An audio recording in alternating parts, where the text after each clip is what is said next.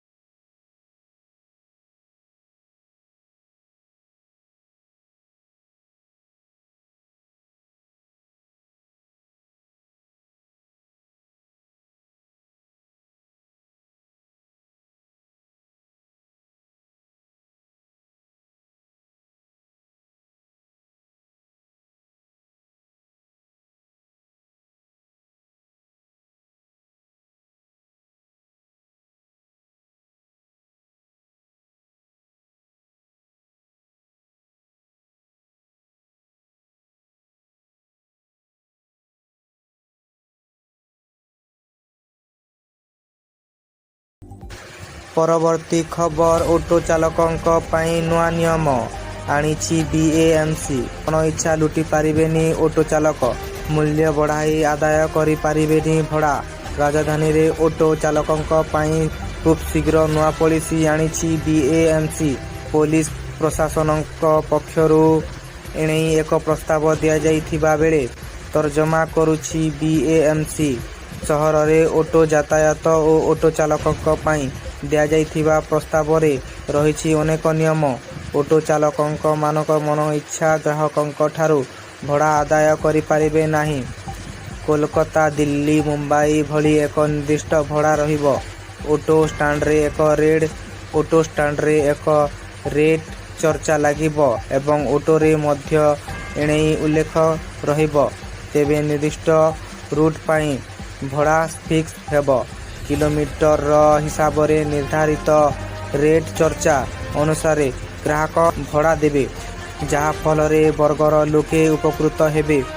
ସାଧାରଣତଃ ବାହାରୁ ଆସୁଥିବା ପର୍ଯ୍ୟଟକଙ୍କ ଠାରୁ କିଛି ଅଟୋ ଚାଲକ ଅଧିକ ଟଙ୍କା ନେଉଥିବାର ଘଟଣା ବହୁବାର ସାମ୍ନାକୁ ଆସିଛି, ଯାହା ଫଳରେ ରାଜଧାନୀରେ ଅଟୋ ଚାଲକଙ୍କୁ ନେଇ ପର୍ଯ୍ୟଟକମାନେ ଅସନ୍ତୋଷ ପ୍ରକାଶ କରିଛନ୍ତି। ତେଣୁ ଏହି ଦିଗରେ ବିଏମସି ଓ ପୋଲିସ ମଧ୍ୟରେ ତର୍ଜମା କରାଯାଇ ନୂଆ ପଲିସି ଅଣାଯିବ।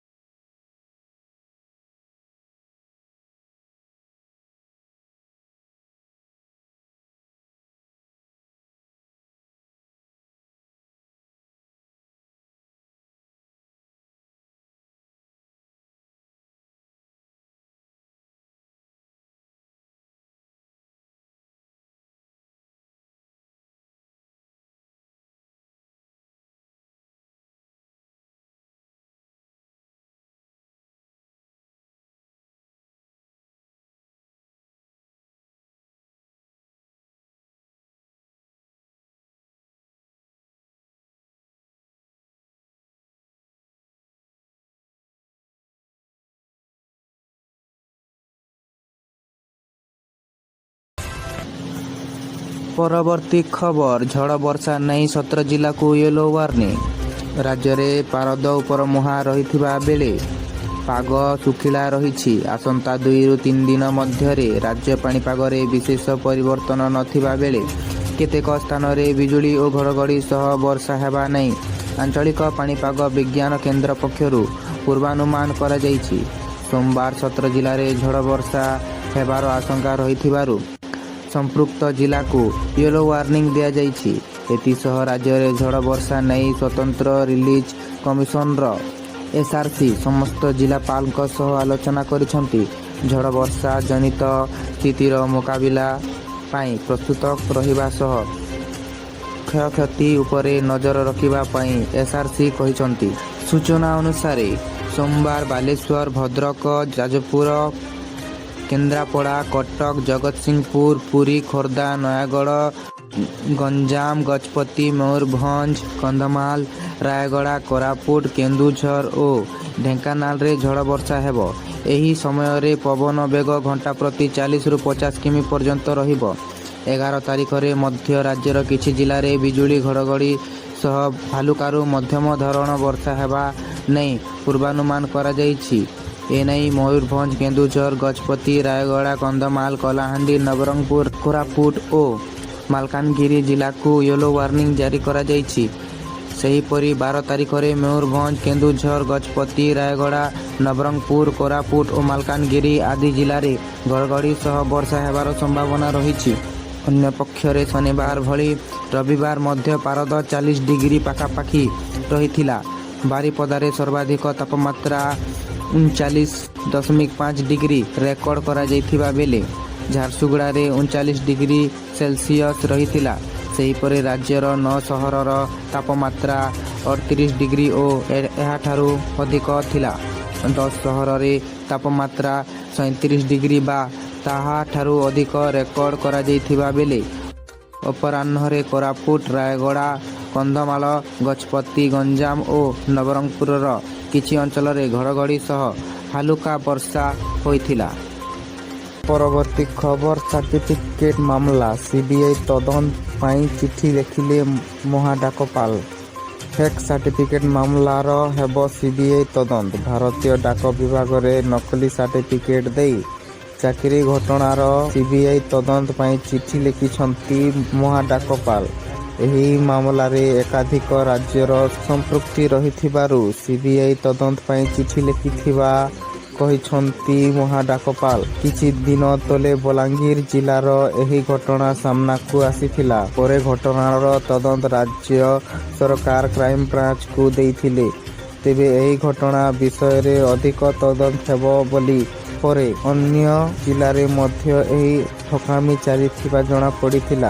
ଏବେ ଏହି ଘଟଣାରେ ଅଧିକାଂଶ ରାଜ୍ୟର ସମ୍ପୃକ୍ତି ଖବର ଆସିବା ପରେ ଘଟଣାର CBI ତଦନ୍ତ ପାଇଁ ଚିଠି ଲେଖିଛନ୍ତି ମହାଡାକପାଲ।